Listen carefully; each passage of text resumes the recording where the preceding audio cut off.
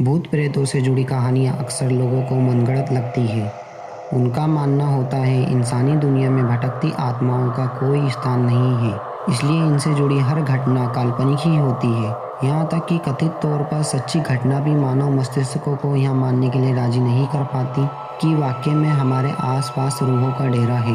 कई ऐसी फिल्में और धारावाहिक भी बन चुके हैं जो यहाँ दावा करते हैं कि इनमें दिखाई जाने वाली घटनाओं का काल्पनिकता से कोई वास्ता नहीं, वे 100% हकीकत पर आधारित होती है। लेकिन फिर भी हम इन्हें अपना टाइम पास ही मानते हैं। हम यह नहीं जानते ऐसी घटनाएं काल्पनिक भी हो सकती है। ऐसी ही एक मूवी है जो 2013 में आई थी, जिसका नाम था द कंज्यूरिंग। यह एक हॉलीवुड मूवी है। यह मूवी बाकी सब मूवियों से अलग है क्योंकि यह असल जिंदगी पर आधारित है। इस मूवी का सबसे अजीब और डरावना कंटेंट था एनाबेल की श्रापित डॉल। आखिर एनाबेल की डॉल को श्रापित क्यों कहा जाता है? यहाँ श्रापित डॉल कहाँ से आई थी? क्या इसमें एक बच्चे की आत्मा थी या किसी बड़ी चुड़ैल की आत्मा थी? तो आइए आज हम इन्हीं बातों को आज के इस वीडियो में जानेंगे।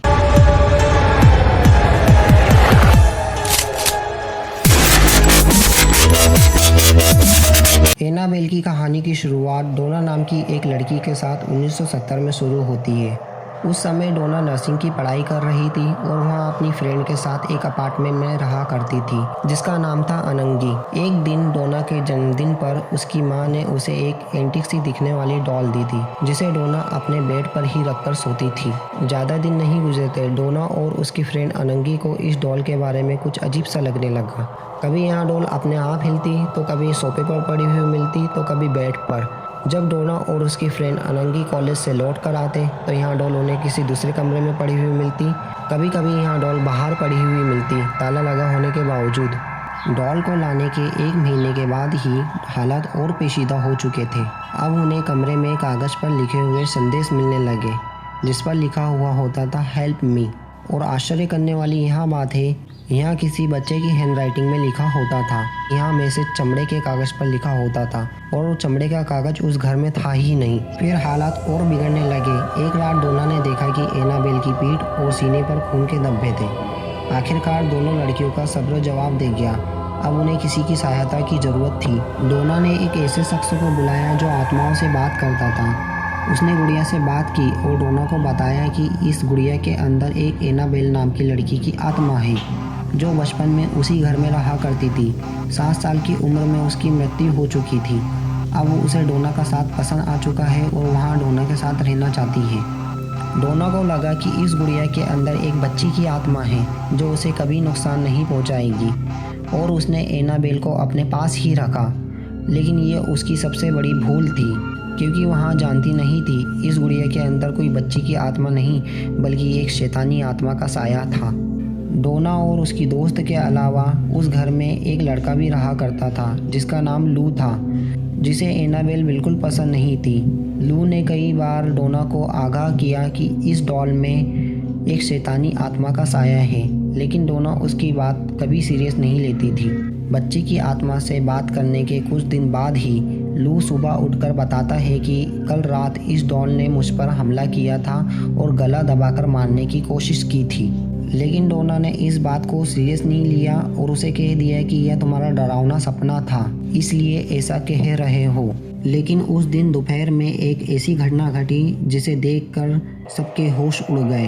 एक दिन जब डोना घर पर नहीं थी, उस दिन अनंगी और लू घर पर बैठे हुए बातें कर रहे थे। उन्हें कमरे से चीखने की आवाज़ आती है जो डोना की आवाज़ होती है, लेकिन उस दिन घर पर डोना नहीं होती। लू और अनंगी डरते डरते कमरे में जाते हैं जहां उन्हें एनाबेल दिखाई देती है। उसी समय एनाबेल लू पर जानलेवा हमला करती है। इस हमले के बाद से लू घबरा चुका था और सदमे में जा चुका था। लू पर हमला होने के बाद डोना को विश्वास हो जाता है कि इस डॉल के अंदर किसी बच्ची की आत्मा नहीं बल्कि कोई शैतानी साया है। डोना मदद लेने के लिए फादर हेगन के पास जाती है। फादर हेगन उसे फादर कुक के पास भेजते हैं। फादर कुक के कहने पर डोना को पैरानॉर्मल इन्वेस्टिगेटर्स वॉरेन दंपति से मदद मिलती है।